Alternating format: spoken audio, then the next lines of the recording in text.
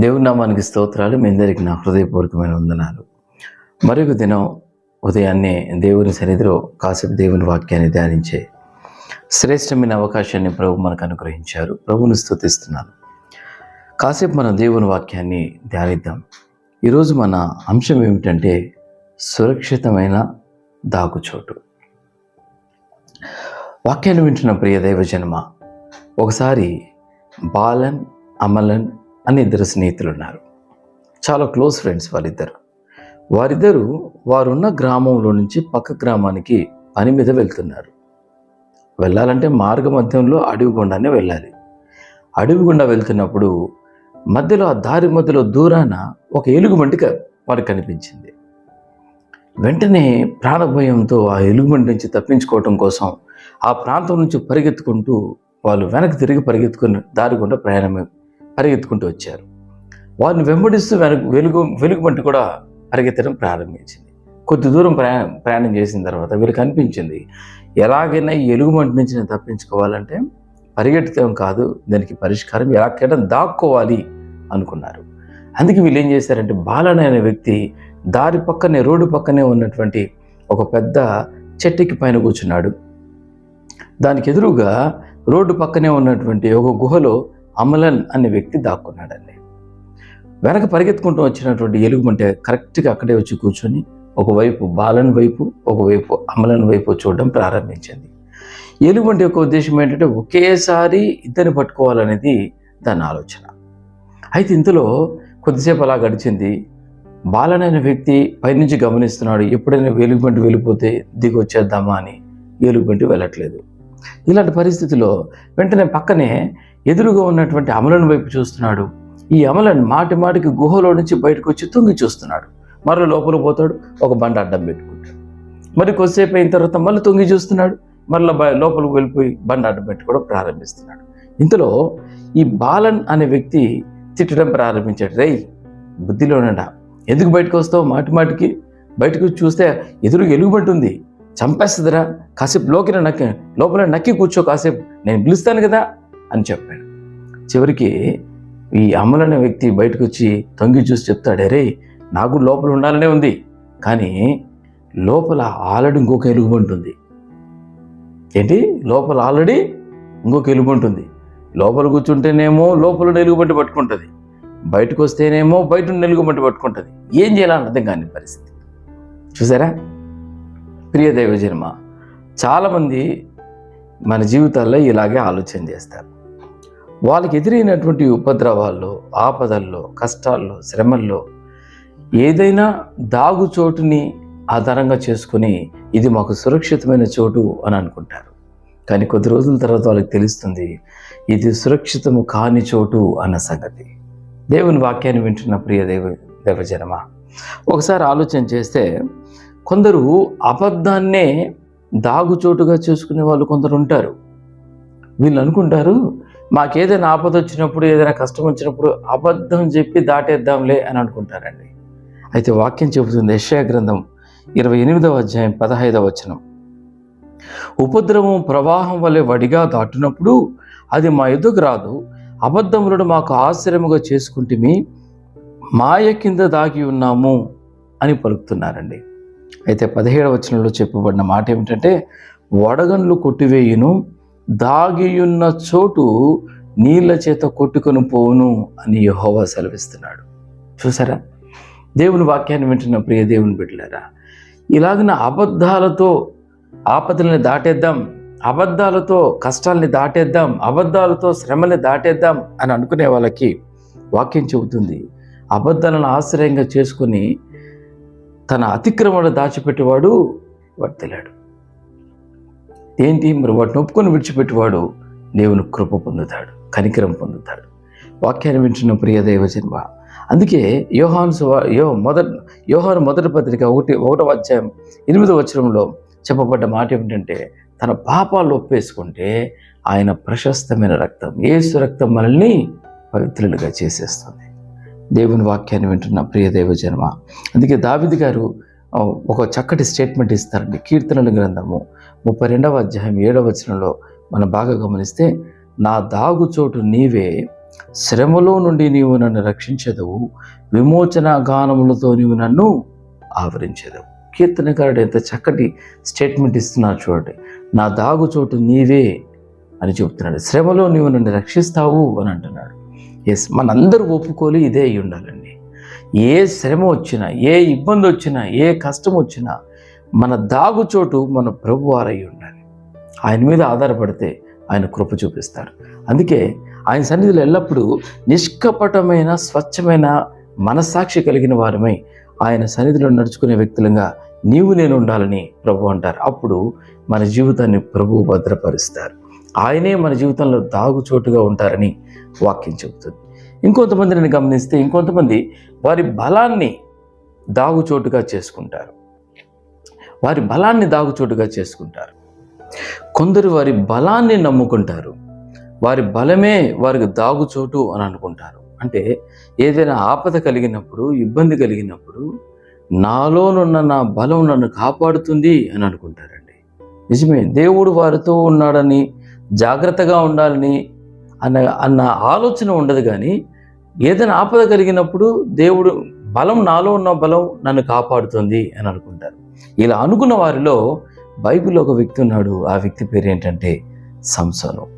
తను అనుకున్నాడు దేవుడు తనకి ఇచ్చినటువంటి అధికమైన బలాన్ని దేవుడు మహిమ కోసం ఉపయోగించాల్సిన ఈ వ్యక్తి దేవుని నామాన్ని మహింపరచడానికి బదులుగా తన సొంత ఆలోచనలు నెరవేర్చుకోవటం కోసం తన బలాన్ని ఉపయోగించుకున్నాడు. చివరికి ఏం జరిగిందంటే తప్పు మీద తప్పు చేస్తూ వెళ్ళిపోయాడు. చివరికి ఎప్పుడు శత్రువులు వచ్చి తన మీద పడినా తనలో ఉన్న బలాన్ని బట్టి తను అతిశయించి ఆ బలంతో ఆ ఆపదలను తప్పించుకునేవాడు. ఒకసారి జరిగిన విషయం ఏమిటంటే దేవుని శక్తి, దేవుడు తనని ఎడబాసనని ఎరుగకనే ఆయన ఏమనుకున్నాడంట చూద్దాం.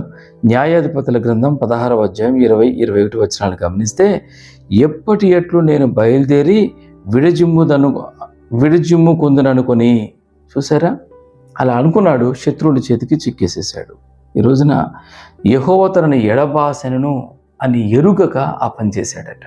ఈ రోజున దేవుని వాక్యాన్ని వింటున్న ప్రియ దేవుని బిడ్డలారా, నిజమేనండి, మనలో ఉన్న బలాన్ని మనం దాగుచోటుగా చేసుకుంటే, ఆపదల్లో మనం బలం కాపాడుతుందిలే, ఇబ్బందిలో మన బలం మనకు అక్కడికి వస్తుందిలే అని అనుకుంటే మనం మూర్ఖులము అని దేవుని వాక్యం చెబుతుంది. ఇంకొంతమంది వాళ్ళు అనుకుంటారు దేవుణ్ణి అడగకుండా వారి సొంత జ్ఞానాన్ని దాగుచోటుగా చేసుకుంటారు. మన జీవితంలో, మన దైనందిన జీవితంలో మనం నడిచే మార్గం, మనం నడిపించుకునే కుటుంబం, చేసే పని, చేసే ఉద్యోగం, వ్యాపారం, ఆత్మీయ జీవితం, పరిచర్య, ప్రతి విషయంలో దేవుని ఆలోచనను అడగటం మన జీవితంలో ఆవశ్యకం అండి. ఇది చాలా శ్రేష్టమైన విషయం. కొంతమంది జ్ఞానాన్ని దాగుచోటుగా చేసుకునే వాళ్ళు ఉంటారు. వాళ్ళు అనుకుంటారు దేవుని అడగాల్సిన పని లేదు, మా జ్ఞానం మాకు ఆపదల నుంచి మమ్మల్ని తప్పిస్తుంది, మా జ్ఞానం మమ్మల్ని శ్రమల నుంచి మమ్మల్ని విడిపిస్తుంది, మా జ్ఞానం మమ్మల్ని కాపాడుతుంది అని అనుకుంటారు. ప్రియ దేవుని బిడ్డలారా, ఒకసారి ఆలోచన చేద్దాం. యెషయా గ్రంథం 29వ అధ్యాయం 14-15 వచనాలను గమనిస్తే వాక్యం చెబుతుంది అక్కడ, జ్ఞానుల జ్ఞానము వ్యర్థమవుతుంది, బుద్ధిమంతుల బుద్ధి మరుగైపోవునని దేవుడు సెలవిస్తున్నాడు. ఈ రోజున దేవుని వాక్యాన్ని వింటున్న ప్రియ దేవుని బిడ్డలారా, ఒకసారి ఆలోచన చేద్దాం. పూర్వకాలంలో ఓడలెక్కి సముద్ర ప్రయాణం చేసి వ్యాపారం చేసే వాళ్ళని చాలా జ్ఞానవంతులు అని అనుకునేవాళ్ళండి. వాళ్ళంటి వాళ్ళు ఓడలో ప్రయాణం చేస్తూ పెద్ద పెద్ద వ్యాపారాలు చేసేవాళ్ళు. అయితే ఓడలో ప్రయాణం చేస్తున్న సమయంలో సముద్రంలో కొన్ని సందర్భాల్లో వాతావరణం కాస్త మారిపోయి పెద్ద పెద్ద తుఫాన్లు వచ్చేవి, అలలు ఉవ్వెత్తున ఎగిసిపడేవి. అలలు వాళ్ళు ప్రయాణం చేస్తున్న ఓడను ముంచేసే పరిస్థితుల్లో ఓడని నడిపిస్తున్న నావికులు కూడా చేతులెత్తేసే పరిస్థితి ఉంది. దేవుడు వారిని కాపాడితే తప్ప వారు ప్రాణాలతో బయటపడలేరు. దేవుని వాక్యాన్ని వింటున్న ప్రియ దేవజనమ, యోన ప్రయాణం చేసిన తర్షీసు ఓడ, అపోస్తులైన పౌలు ప్రయాణం చేసిన అలెగ్జాంద్రియా పట్టణపు ఓడ ఘోర ఆపదలో ఉన్నప్పుడు వాళ్ళ ఓడను నడిపిస్తున్న క్యాప్టెన్స్ ఏం చేయలేకపోయారు. వాళ్ళు కూడా వాళ్ళ ప్రాణాన్ని అరిచేతిలో పెట్టుకొని వాళ్ళ ప్రాణం కోసం హాహాకారాలు చేశారు. అలాంటి సమయంలో దేవుడే వాళ్ళని కాపాడారు. ఆమేన్, హల్లెలూయా. దేవుని వాక్యాన్ని వింటున్న ప్రియ దైవజనమ, ఒకసారి ఆలోచన చేద్దాం. అందుకే దేవుడే మన జ్ఞానము, నీతియు, పరిశుద్ధతయు, విమోచనమునై ఉన్న ఎడల మనం ఎల్లప్పుడూ ఆయననే నమ్ముకొని ఆయనను బట్టి అతిశయించదము. ఆమేన్, హల్లెలూయా.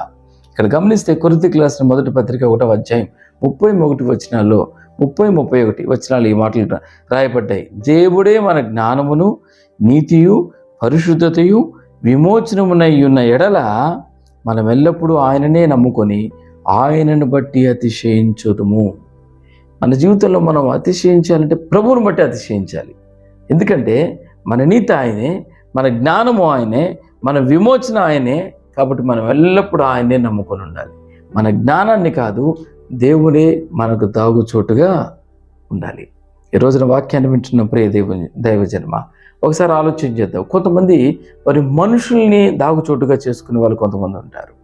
వాళ్ళు అనుకుంటారు, మా బంధువులు ఉన్నారు, మా స్నేహితులు ఉన్నారు, మా ఇరుగు పొరుగు వాళ్ళు ఉన్నారు, మాకు కావలసిన వాళ్ళు ఉన్నారు, నాకు ఆపదలో, ఇబ్బందిలో, కష్టములో, శ్రమలో మనుషులు నాకు సహాయం చేస్తారు అని అనుకుంటారు. కానీ వాక్యం ఏం చెబుతుందో తెలుసా? నాతో కలిసి రండి. కీర్తనల గ్రంథం 118వ అధ్యాయం 8-9 వచనాలు గమనిస్తే, మనుష్యులను నమ్ముకొనుట కంటే యెహోవాను ఆశ్రయించుట మేలు, రాజులను నమ్ముకొనుట కంటే యెహోవాను ఆశ్రయించుట మేలు. మనుషులు ఒక రోజున చేయి విడిచిపెట్టి వెళ్ళిపోతారండి. కొన్ని సందర్భాలు నీకు తోడుగా ఉండొచ్చు. ఆపద వచ్చినప్పుడు పక్కకు తప్పుకొని వెళ్ళిపోతారు. కష్టం వచ్చినప్పుడు నీ చేతిని విడిచిపెట్టేస్తారు. ఇబ్బంది కలిగినప్పుడు, ఉపద్రవం వచ్చినప్పుడు పక్కకు వెళ్ళిపోతారు. ప్రియ దైవజనమ, ఒకసారి ఆలోచన చేద్దాం. మొన్న కొన్ని సంవత్సరాల కిందట కరోనా అనే ఒక మహమ్మారి వచ్చింది. ఆ సందర్భంలో తల్లికి తండ్రి లేడు, పిల్లలు లేరు, భార్యకు భర్త లేడు, భర్తకు భార్య లేడు. మనుషులు ఎవరు ప్రాణాన్ని వారు కాపాడుకోవటానికి ఎంతో ప్రయత్నం చేశారు. ఎక్కడెక్కడో దాక్కున్నారు. ఈరోజున దేవుని వాక్యాన్ని వింటున్న ప్రియ దైవజనమ, అందుకే మనుషులను నమ్ముకోవటం కన్నా యెహోవాను ఆశ్రయించుట మేలు, రాజును నమ్ముకోవటం కన్నా యెహోవాను ఆశ్రయించుట మేలు అని దేవుని వాక్యం చెబుతుంది. ప్రియ దైవజనమ, ఒకసారి ఆలోచన చేద్దాం. మనం అబద్ధాలని దాగుచోటుగా చేసుకోవద్దు, మన బలాన్ని దాగుచోటుగా చేసుకోవద్దు, మన జ్ఞానాన్ని దాగుచోటుగా చేసుకోవద్దు, మనుషుల్ని దాగుచోటుగా చేసుకోవద్దు. ఎందుకంటే అవి సురక్షితమైన దాగుచోటులు కాదు. ఒక దేవుడే నీకు నాకు సరి అయిన చాలిన దాగుచోటు అని దేవుని వాక్యం చెబుతుంది. కాబట్టి మనకు అన్ని పరిస్థితులకు మన దేవుడు, మన ప్రభువు మనకు చాలినవాడు. కాబట్టి ఆయన సన్నిధిలో ఆయన చేతికి మన జీవితాన్ని అప్పగించుకొని ఒక చిన్న ప్రార్థన చేస్తే దేవుడు కృప చూపిస్తారు. నాతో కలిసి రండి, ప్రార్థన చేద్దాం. స్తోత్రం ప్రభువా, దయగలిగిన తండ్రి, ప్రేమ కలిగిన ప్రభువా, మీకు వందనాలు చెల్లిస్తున్నాను. నిజమే ప్రభువా, అయ్యా, ఆపద కలిగినప్పుడు, ఉపద్రవం వచ్చినప్పుడు, శ్రమలు వచ్చినప్పుడు మా దాగుచోటు నీవే అని కీర్తనకారుడు చెప్పినట్లుగా అయ్యా, కొన్ని సందర్భాలలో అయ్యా మాకు ఉపద్రవాలు వచ్చినప్పుడు, ఆపదలు వచ్చినప్పుడు నాయన అబద్ధాలని దాగుచోటుగా చేసుకున్నాం, బలాన్ని దాగుచోటుగా చేసుకున్నాం, జ్ఞానాన్ని, సామర్థ్యాన్ని దాగుచోటుగా చేసుకున్నాం, మనుషుల్ని దాగుచోటుగా చేసుకున్నాం. ఇలాంటి సందర్భాలలో, చాలా సందర్భాలలో ఓడిపోయాం ప్రభా. దయచేసి మమ్మల్ని క్షమించమని ప్రార్థిస్తున్నాను. ఇక మీదట దయగలిగిన, అద్భుతములు చేయగలిగిన, మాకు సరైన దాగుచోటైన మీ చేతికి అప్పగించుకుంటున్నాం. మీ ఆత్మ ద్వారా మమ్మల్ని నడిపించి మమ్మల్ని బలపరచమని ప్రార్థిస్తున్నాను. అయ్యా, మిమ్మల్ని నమ్ముకుంటాం, మిమ్మల్ని ఆశ్రయించటం మా జీవితంలో ఎంతైనా శ్రేష్టమైన విషయం. కాబట్టి వాక్యాన్ని విని ఆ విధంగా ప్రార్థన చేసుకుంటున్న మా అందరి జీవితాల్లో మిమ్మల్ని ఆశ్రయంగా చేసుకోవటానికి, మీరే సరైన దాగుచోటుని నమ్మి మీ మీద ఆధారపడడానికి సహాయం చేయమని ప్రార్థిస్తూ యేసు నామములో అడుగుచున్నాం తండ్రి. ఆమేన్.